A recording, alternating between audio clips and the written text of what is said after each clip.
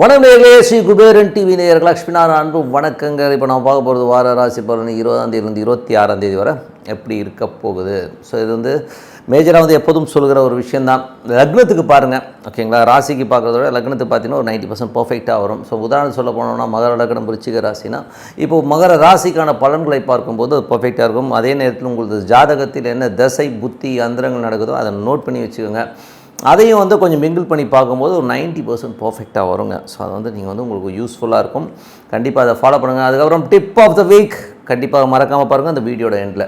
மேஷராசி. ஸோ மேஷராசிக்கு எப்படி இருக்கும் அப்படின்னு பார்க்கும்போது உங்களது ராசி அதிபதி 3ல் இருக்கார். ஸோ 8ஆம் அதிபதியாகவும் அவரே வரும்போது 1, 8, 3 நிறைய ஸ்ட்ரெஸ்ஸு டென்ஷன் அதிகமாக இருப்பதற்கான வாய்ப்புகள் நிறைய இருக்குது. அதே நேரத்தில் ராகு. ஸோ ராகு மற்றும் கிரகங்கிறது வந்து உங்களுக்கு ராசியிலே இருக்கும்போது அது உங்களுக்கு சந்திரனை உங்கள் ஜனனகால சந்திரன், அதை உங்கள் ஜாதக சந்திரன் இருக்குனீங்கன்னா அதை கடக்கிற ஒரு தருவாயில் கொஞ்சம் மன உளைச்சல்கள் அதிகமாக இருப்பதற்கான வாய்ப்புகள்லாம் நிறைய இருக்குது. ஸோ அதனால் கொஞ்சம் ஜாகிரதையாக இருக்கணும். அதே நேரத்தில் வந்து பார்த்திங்கன்னா 3ல் உள்ள 3, 8 அதீதமான ஒரு டென்ஷன் ஸ்ட்ரெஸ் வருவதற்கான வாய்ப்புலாம் நிறைய இருக்கனால கொஞ்சம் கவனமாக இருக்கணும். இது யாருக்கு மேஜராக வந்து நடக்கும்னா மேஷ லக்னமாக இருந்து செவ்வாய் திசை புத்தி அந்தரங்கள் நடக்கிறவங்களுக்கு கண்டிப்பாக அந்த ஒரு எமோஷன் ஸ்ட்ரெஸ் அதிகமாக இருப்பதற்கான வாய்ப்புலாம் நிறைய இருக்குது. அதனால் கொஞ்சம் அலர்ட்டாக இருந்துக்கணும். மெடிடேஷனுங்கிற ஒரு விஷயம், தெய்வ பிரார்த்தனைங்கிற ஒரு விஷயத்துக்கு போனீங்கன்னா இதெல்லாம் ஒரு ரிலீஃப் ஆகும். ஏன்னா வந்து மேஜராக வந்து நீ இல்லாத தேவையில்லாதெல்லாம் வந்து மைண்டில் குழப்பிக்கிறனால தான் நமக்கு இந்த டென்ஷன் ஸ்ட்ரெஸ் எல்லாம் வருது. ஸோ அந்த பண்ணிட்டு வாங்க, ரொம்ப சிறப்பாக இருக்கும். மற்றபடி 2ஆம் அதிபதியான சுக்கிரன். ஸோ 2ஆம் அதிபதியான சுக்கிரன் வந்து அது உங்களோட ராசியிலே வந்து கூட இருக்குது. ஸோ சுக்கிரன் ராகு ஒன்றா இருந்தாலும் 2 7 கணவன் மனைவிக்கு நடுவில் நிறைய வந்து கருத்து மோதல்கள், கொஞ்சம் வந்து ஒய்ஃப் வந்து எமோஷனலாக இருக்கிறது, குடும்பத்திலும் பெண்களால் வந்து ஒரு பெரிய எமோஷனல் ஒரு டென்ஷன் ஸ்ட்ரெஸ் உருவாவதற்கான வாய்ப்புகள்லாம் நிறைய இருக்குது. ஸோ இதில் வந்து என்னென்னா நிறைய இந்த கணவன் மனைவி பிரிஞ்சு போனவங்களாம் கூட கொஞ்சம் சண்டை போட்டிருந்தாலும் கொஞ்சம் வந்துடுவாங்க. ஸோ வந்திருந்தாலும் கொஞ்சம் அந்த சச்சரவுகள் அதிகமாக இருப்பதற்கான வாய்ப்பு இருக்குன்னா ரொம்ப கவனமாக இருக்கணும். இதில் வந்து மேஜராக யாருக்கு எப்படி நடக்கணும் போது உங்களுக்கு வந்து மேஷ லக்னமாக இருந்து சுக்கிர திசை புத்தி அந்தரம் நடக்கிறவங்களுக்கு கண்டிப்பாக பாதிப்புகள் இருக்கிறதுக்கான வாய்ப்புகள் ரொம்ப கவனமாக இருக்கணும். அதனால் கொஞ்சம் பார்த்து நடந்துக்கணும். 3ஆம் அதிபதியான புதன் வந்து உங்களுக்கு 12ல் இருக்கிறதுனால வந்து கொஞ்சம் வந்து சில விஷயங்களில் நமக்கு வந்து எமோஷன்ஸ் இருக்கும். சின்ன சின்ன விஷயங்கள் 3 ஆகும்போது அவமானங்கள் வருவதற்கான வாய்ப்புகள்லாம் நிறைய இருக்குது. இளைய சகோதர சார்ந்த விஷயங்கள் கொஞ்சம் அவமானங்கள் வருதா, ஏதாச்சும் வந்து பேசிடுவாங்க. ஸோ அது மனம் நோகிற மாதிரியான விஷயங்கள் நடப்பதற்கான வாய்ப்பில் கொஞ்சம் கவனமாக இருக்கணும். வேலை செய்கிற இடங்கள்லையும் வந்து ஏதாச்சும் வந்து பேசுகிறது, அதனால் மன வருத்தமாக அடைவதற்கான வாய்ப்பும் நிறைய இருக்குது. ஸோ இது யாருக்கு நடக்கணும் போது மேஜராக வந்து மேஷ லக்னமாக இருந்து புதன் திசை புத்தி அந்தரம் நடக்கிறவங்களுக்கு கண்டிப்பாக நடப்பதற்கான வாய்ப்புலாம் நிறைய இருக்குது. ஸோ 4ஆம் அதிபதி வந்து பார்த்திங்கன்னா உங்களுக்கு வந்து 4ஆம் அதிபதி குருவின் பார்வை இருப்பதனால் பார்த்திங்கன்னா நல்ல ஒரு விஷயங்கள், நல்ல ஏற்றங்கள், தாயாரினால் ஒரு நன்மை கிடைப்பதற்கான வாய்ப்புலாம் ரொம்ப சிறப்பாக இருக்குங்க. 5ஆம் அதிபதியான சூரியன். ஸோ 5ஆம் அதிபதியான சூரியன் வந்து உங்களுக்கு 12ல் இருக்கும்போது குழந்தைகளுக்காக நிறைய செலவு பண்ணுறது, குழந்தைகளுடைய விஷயங்களுக்காக கொஞ்சம் அவங்களுடைய வளர்ச்சி, அவங்களுடைய எதிர்காலத்திற்காக கொஞ்சம் ஸ்பெண்ட் பண்ணுறதுலாம் இருக்கும். கொஞ்சம் வந்து ஆன்மீக சம்மந்தமான சுற்றுப்பிரயாணங்கள், வெளியூர் பிரயாணங்கள் செய்வதற்கான வாய்ப்புகள் நிறைய இருக்குங்க. ஸோ இருந்தாலும் வந்து சூரியன் புதன் இந்த மாதிரி ஒரு கிரக தொடர்புகள்லாம் இருக்கும்போது கொஞ்சம் கவனமாக இருக்கணும். ஏன்னா வந்து இதில் வந்து 3ஆம் அதிபதியான புதன் நீச்சமாகிறதுனால பக்கத்து வீட்டுக்காரர் வந்து உங்கள்கிட்ட சண்டை போடுவதற்கான வாய்ப்புகள் நிறைய இருக்குது. ஸோ அவனுங்கிட்ட வந்து ஏதாச்சும் வந்து வாய்க்கால் தகராறு, ஏதோ பக்கத்து வீட்டுக்காரன் பக்கத்து நிலத்துக்காரனால ஒரு சின்ன சின்ன தகராறுகள் வருவதற்கான வாய்ப்புகளும் கொஞ்சம் கவனமாக இருக்கணும். இது யாருக்கு மேஜராக நடக்கணும் போது உங்களுக்கு வந்து ரிஷப லக்னமாக இருந்து புதன் திசை புத்தி அந்தரம் நடக்கிறவங்க, சூரிய திசை புத்தி அந்தரம் நடக்கிறவங்க கண்டிப்பாக அந்த மாதிரி விஷயங்கள் நடப்பதற்கான வாய்ப்புலாம் நிறையா இருக்குது. ஸோ கொஞ்சம் ஜாகிரதையாக இருக்கணும். கம்யூனிகேஷன்ஸ், ஒரு இடத்துல வந்து நம்ம ஒரு வாக்கு கொடுக்குறோம்னா யோசித்து வாக்கு கொடுக்குறது ரொம்ப சிறப்புங்க. ஸோ அதனால் கொஞ்சம் பார்த்து நடந்துங்க. அதுக்கப்புறம் பார்த்திங்கன்னா உங்களுக்கு 6ஆம் அதிபதி. ஸோ 6ஆம் அதிபதி வந்து உங்களுக்கு வந்து புதனாக வந்து புதன் வந்து 12ல் வந்து நீச்சமாகும் போது உங்களை பற்றி வேலை செய்கிற இடங்களில் வந்து வெளியில் வந்து கேவலமாக பேசுவாங்க, திட்டுவாங்க, ஒரு மாதிரி விஷயங்கள்லாம் நடக்கும். ஸோ அதனால் கொஞ்சம் ஜாகிரதையாக இருங்க. ஸோ அதனால் வந்து ஏன்னா அந்த நீச்சம்ங்கிறது வந்து ஒன்றும் இல்லைங்க, ஒன்றும் பெரிய ப்ராப்ளம்னு சொல்ல மாட்டேன். பட் இருந்தால் மன வருத்தங்களை கொடுக்கும், நம்மளை அவமானப்படுத்துகிறாங்களோங்கிற ஒரு ஃபீலை கண்டிப்பாக கொடுக்கும். அதனால் கொஞ்சம் கவனமாக இருக்கும். இது மேஜராக யாரை பாதிக்கணும், மேஷ லக்னமாகிறது புதன் திசை புத்தி அந்தரம் நடக்கிறவங்களுக்கு கண்டிப்பாக பாதிப்பதற்கான வாய்ப்புலாம் நிறைய இருக்குது.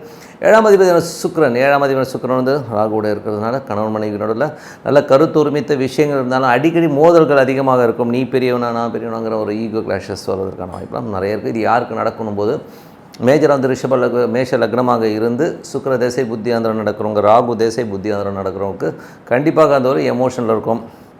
அதே மாதிரி வந்து பார்த்திங்கன்னா வீட்டில் உள்ள ஒரு அந்நிய மதத்துக்காரர்களாலும் கொஞ்சம் பிரச்சனைகள் வருவதற்கான வாய்ப்பு. மதம் விட்டு மதமோ ஏதோ ஒரு விஷயமா நண்பர்கள் வந்துட்டு போகிறாங்கன்னா, ஸோ அந்த மாதிரி ஆட்கள்கிட்ட கொஞ்சம் கவனமாக இருக்கணும். அதனால் வந்து உங்களுக்கு ஒரு மன பிரச்சனைகள் வருவதற்கான வாய்ப்புலாம் நிறைய இருக்குது. 8ஆம் அதிபதி மற்றும் மூன்றில் இருக்கிறது வந்து பார்த்திங்கன்னா கொஞ்சம் எமோஷன்ஸ் ஸ்ட்ரெஸ்ஸஸ் ஜாஸ்தி இருக்கும். கம்யூனிகேஷன்ஸில் ரொம்ப ஜாகிரதையாக இருக்கணும். யார்கிட்டயா பேசும்போதும் கொஞ்சம் கவனமாக பேசுகிறது ரொம்ப ரொம்ப அவசியம். ஸோ இது வந்து யாருக்கு மேஜராக பார்க்கணுன்னா, மேஷ லக்னமாக இருந்து செவ்வாய் திசை புத்தியந்திரன் இருக்கிறோம். கம்யூனிகேஷன் ஒரு வார்த்தை கொடுக்குறதுனாலும் ரொம்ப கவனமாக இருக்கணும்.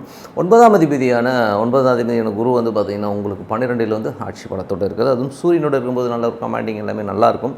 அப்பா சம்மந்தமான விஷயங்களும் ரொம்ப சிறப்பாக இருப்பதற்கான வாய்ப்பு. வெளிநாட்டில் இருக்கவங்களுக்குலாம் வந்து நல்ல ஒரு வருமானங்கள் வருவதற்கான வாய்ப்புலாம் ரொம்ப சிறப்பாக இருக்குது. மற்றபடி வந்து பார்த்திங்கன்னா உங்களுக்கு வந்து 10ஆம் அதிபதியான சனி 11 வந்து பெரிய லாபங்களை அள்ளி தருவதற்கான வாய்ப்புலாம் ரொம்ப சிறப்பாக இருக்குது. போன மாதம்லாம் கொஞ்சம் மன உளைச்சல்களை அதிகமாக கொடுத்துருந்தாலும் இப்போ வந்து ஒரு பெரிய லெவலில் ஒரு முன்னேற்றங்களை கொடுக்கும், நல்ல ஒரு லாபங்களை கொடுப்பதற்கான வாய்ப்புலாம் இருக்குது. பட் இருந்தாலும் அது ஒரு பாதகஸ்தானம். மேஷ லக்னத்துக்கும் மேஷ ராசிக்கும் அது ஒரு பாதகஸ்தானமாக இருந்தாலும் ஒரு 100 ரூபா வர வேண்டிய இடத்துல கண்டிப்பாக 70 ரூபா கன்ஃபார்மாக வருங்க. ஸோ அது வெற்றி என்பது நிச்சயம். ஆனால் கொஞ்சம் மன உளைச்சல் பண்ணி அதுக்கப்புறம் வெற்றி கிடைக்குங்கிறது தான் உண்மையான விஷயம். எல்லாமே சிறப்பு தான். 12இல் கிட்டத்தட்ட வந்து புதன், சூரியன், குரு, ஸோ இந்த மாதிரி பிளானட்லாம் இருக்கிறது வந்து நிறைய ஒரு மன உளைச்சல்கள், தூக்கம் வந்து வரலைங்க, என்னங்க பண்ணுறதுன்னு தெரியாமல் ஒரு ஒரு சின்ன ஒரு ஸ்ட்ரெஸ் இருக்கும். மெடிடேஷன் பண்ணுங்கள், பிரார்த்தனை பண்ணுங்கள். எப்போதும் சொல்கிற ஒரு விஷயம்தான், மனதார இறைவனை வந்து பிரார்த்தனை பண்ணும்போது நமக்கான டோஸ் வந்து ஆட்டோமேட்டிக்காக ஓப்பன் ஆக ஆரம்பிங்க. ஸோ அதனால் வந்து மனதார பிரார்த்தனை பண்ணுங்கள், சிறப்பான வாழ்க்கையெல்லாம் இருக்கும். ஸோ டிப் ஆஃப் த வீக்கில் இப்போ பார்க்க போகிறது வந்து பார்த்திங்கன்னா ஆட்சி உச்சம் நீச்சம் அப்படிங்கிற ஒரு விஷயத்தை பற்றி தான் பார்க்க போகிறோம். ஸோ ஒரு யோகங்களாக இருந்தாலும் சரி, ஆட்சி உச்சம் நீச்சம்னா என்னங்கிறத தெரிஞ்சுப்போம். ஏன்னா நிறைய ஜாதகங்களை ஜென்ரலாக பார்க்குறவங்க எனக்கு உச்சமாயிடுச்சு, நான் சூப்பர் அப்படின்னு சொல்கிறது பார்த்துருக்கோம்.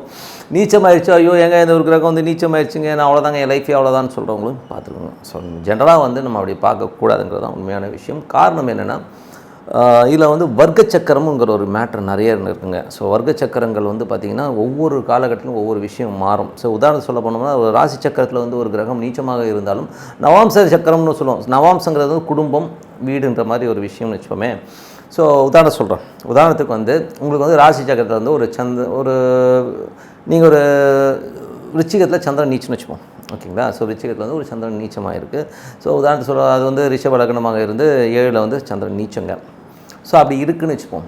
ஸோ அப்படி இருக்கும்போது சப்போஸ் நவாம்சத்தில் வந்து அதே சந்திரன் வந்து ஒரு உச்சமாக இருந்ததுன்னு வச்சுப்போம். ஸோ அதோட லெவல் வந்து வேறு மாதிரி இருக்குங்க. ஸோ அதுதான் மெயினான விஷயமே. ஸோ இது வந்து நிறைய பேர் தெரியாது. ஏன்னா வந்து வெளியில் பார்க்கும்போது அவன் வந்து ரொம்ப கேவலமாகவும் அழுக்கான சட்டை போட்டிருக்கலாம், பார்க்குறதுக்கு நல்லாவே இருக்க மாட்டார். இந்த நீச்சமாக ராசியில் இருக்கிறது வந்து ஒரு கிரகம் நீச்சமாகும்போது வெளியிலேருந்து பார்க்கும்போது ஒரு அப்பியரன்ஸ் வந்து ரொம்ப மோசமாக இருக்கும். அப்படி ஒன்றும் ரொம்ப பெருசாக இருக்க மாட்டார், சரியாக வந்து ஒரு வெளியிலேருந்து பார்க்க தெரிய மாட்டார்.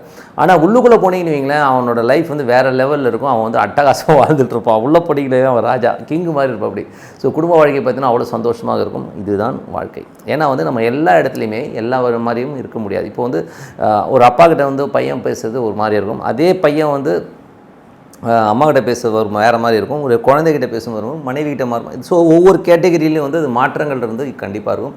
அதே தான் அந்த வர்க்க சக்கரங்கிற ஒரு விஷயம் கண்டிப்பாக சொல்லும். அதே நேரத்தில் வந்து ஆட்சி உச்சம் நீச்சம். ஸோ ஆட்சி உச்சம் நீச்சத்தை பொறுத்தவரை நீங்கள் அதனால தான் சொல்லுவேன், ஒரு கிரகம் ராசியில் வந்து நீச்சமோ ஆட்சியோ பட்டுச்சுன்னு குதிக்கவும் வேணாம், அழுவும் வேணாம். ஏன்னா அது வேறு ஒரு வர்க்க சக்கரத்தில் ரொம்ப சூப்பராக இருந்துச்சுன்னா அது உங்களை வந்து தாங்கி பிடிச்சி உங்களுக்கு வேறு லெவல் கொண்டு போகுன்றது தான் உண்மையான விஷயம். அதை வந்து பார்த்துக்கோங்க. ஏன்னா மன உளைச்சல் ஏற்படக்கூடாதுங்கிறதுக்காக நிஜமாகவே அப்படி தான் ஒர்க் ஆகும், சரிங்களா? ஸோ அதனால தான் பாருங்கள், உருப்படாத பிள்ளையாக இருக்கும் என்ன, இவன் வந்து உருப்பிட மாட்டான், கேவலமாக நடந்துப்பான். ஆனால் பேக்கப் பார்த்தீங்கன்னு வைங்களேன், ஒரு 10 லட்ச ரூபாய்க்கு வாடகை வரும் அவனுக்கு. ஸோ அவன் இதை பற்றி கவலைப்படுவான். ஏன்னா அப்பா அம்மாவுடைய அந்த சக்கரம் வந்து அவன் ரொம்ப வலுவாக சப்போர்ட்டிவாக இருக்கும். அதனால் வந்து அவனோட லைஃப் சூப்பராக போகுங்க. ஸோ இந்த மாதிரி இருக்குது. ஸோ இந்த மாதிரி நிறைய விஷயங்கள் இருக்குது. அதனால் வந்து ஜென்ரலாக வந்து நீச்சமோ ஆட்சியோ உச்சம், ஜென்ரலாக வந்து இன்னொரு விஷயமும் சொல்லிடுறேன்.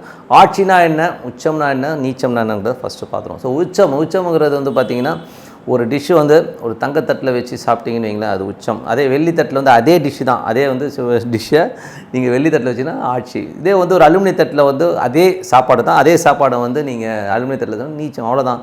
மற்றபடி சாப்பாடுங்கிறது ஒரே சாப்பாடு தான் இல்லையா, மற்றபடி வந்து இதுக்காக ரொம்ப பெருசாக கவலைப்பட வேண்டாம். அதே நேரம் ராசி கட்டத்தில் வந்து ஒரு கிரகம் தப்பாயிடுச்சுன்னாலும் ஐயோ ஓன்னு ஒப்பாரி வைக்க வேண்டிய அவசியம் கிடையாது. ராசி கட்டங்கிறது வந்து நான் உங்களை வெளியிலேருந்து பார்க்குறது, வெளியிலேருந்து பார்க்குறத வச்சு ஒருத்தர் வந்து நல்லவரா கெட்டவரா இவன் இப்படி இருப்பானா அப்படி இருப்பானான்ற ஜட்ஜ் பண்ணுறது வந்து யாராலையும் முடியாது. ஸோ அதனால் வந்து வெறும் ராசி கட்டத்தை வச்சு மன உளைச்சலுக்கு ஏற்படக்கூடாது. அதனால் நீங்கள் வந்து வேறு மாதிரியாக பார்த்துக்கும் போது நிறைய ப்ளஸ் அண்ட் மைனஸஸ் இருக்குங்கிறது தான் உண்மையான விஷயம். அதனால் வந்து ஆட்சி உச்சம் நீச்சத்தை பற்றியோ இல்லை ஒரு ராசி கட்டத்தில் வந்து இந்த மாதிரி இருக்குன்றதை பற்றி ஓன் அழுவதோ தப்பு அப்படிங்கிறத தான் வந்து இந்த வண்டி டிப் ஆஃப் த வீக்கில் சொல்கிறோம். ஸோ நல்ல விஷயங்கள் நல்ல மாற்றங்கள்லாம் ஏற்படுனா பிரார்த்தனை ரொம்ப அவசியம். ஸோ அதனால் மனதார இறைவனை வந்து பிரார்த்தனை பண்ணுங்கள். உங்களுக்கு வந்து அடுத்த லெவலுக்கு வந்து அந்த மேஜிக் நடக்கும். நீங்கள் வந்து ஜோசியம் பார்க்குறீங்க, பார்க்கல, பரிகாரம் பண்ணுறீங்க, பண்ணலை, அதெல்லாம் அடுத்த விஷயம். என்னை பொறுத்தவரை பிரார்த்தனைங்கிறது வச்சிங்கன்னா கண்டிப்பாக மனமுருகி ஒரு பிரார்த்தனை செய்யும்போது அடுத்த லெவலுக்கு வந்து நீங்கள் போவது உறுதி. இந்த மேஜிக் நடக்குங்கிறது தான் உண்மையான வார்த்தை. உங்களுக்கு அதை தேடி ஆண்டவன் கொண்டாந்து கொடுப்பாங்கிறது தான் உண்மையான வார்த்தைங்க. ஸோ நல்ல விஷயம் நல்ல மாற்றங்கள் ஏற்பட இறைவனை பிரார்த்திக்கொண்டு உங்களிடம் விடைபெறுவது உங்கள் லட்சுமி நாராயணன். நன்றி, வணக்கம். ஸ்ரீ குபேரன் டிவியை பார்த்தமைக்கு நன்றிகள். மேலும் இது போன்ற தகவல்களை தெரிந்து கொள்ள ஸ்ரீ குபேரன் டிவியை சப்ஸ்கிரைப் செய்யுங்கள். மறக்காமல் பெல் ஐக்கானை கிளிக் செய்யுங்கள்.